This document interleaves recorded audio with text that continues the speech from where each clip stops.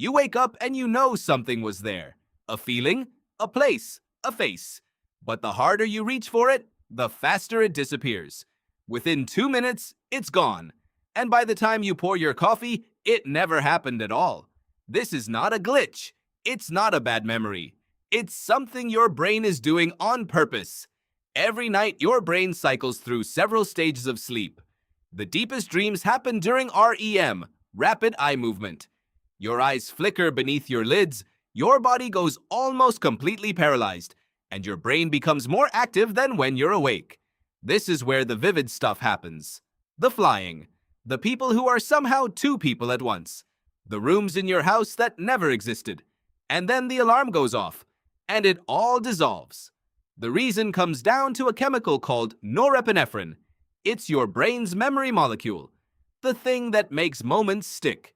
When you're awake, it floods the regions that encode experience into long-term storage. But during REM sleep, norepinephrine shuts down almost entirely.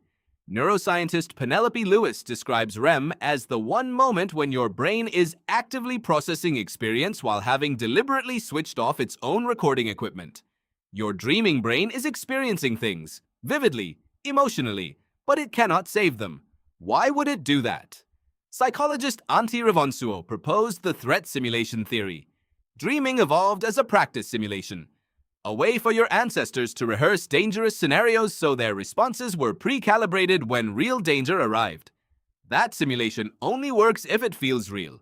So the brain suppresses self-awareness and analytical thinking, and as a byproduct, the memory never gets encoded properly. You're not forgetting your dream. You were never quite able to remember it. There's a second mechanism. Matthew Walker, whose sleep research has reshaped how neuroscientists understand memory, found that during REM, the hippocampus, your brain's filing system, stops recording new experiences and starts reorganizing old ones. It finds patterns, builds connections. Dreams may be the experience of that sorting process, which explains why they blend your third-grade teacher with your current apartment, why emotions from 10 years ago attach to faces from last week. You're not watching a random movie. You're watching your brain reorganize itself. When scientists studied people who do remember their dreams, they found something unexpected. Neurophysiologist Ursula Voss found that high dream recallers have more activity in one specific region during sleep, the temporoparietal junction, the area responsible for self-awareness. These people aren't just lucky. Their brains never fully suppress the observer. They're partially watching themselves dream, and that's enough to let a fragment slip into memory. Most brains suppress this completely. A few things shift the odds. Waking suddenly during REM dramatically increases recall, which is why an alarm jolts a dream into memory when waking slowly never does. Writing down any fragment the moment you open your eyes, before you move, extends the window before norepinephrine floods back in.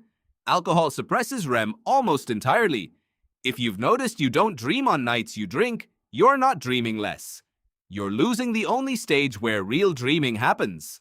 Some researchers argue the forgetting is the point. If you remembered every dream with the same clarity as waking life, the line between lived experience and simulation would dissolve.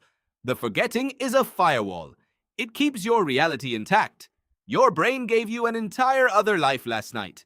It built worlds, rehearsed threats, made connections your waking mind never would have managed, and then it took it back.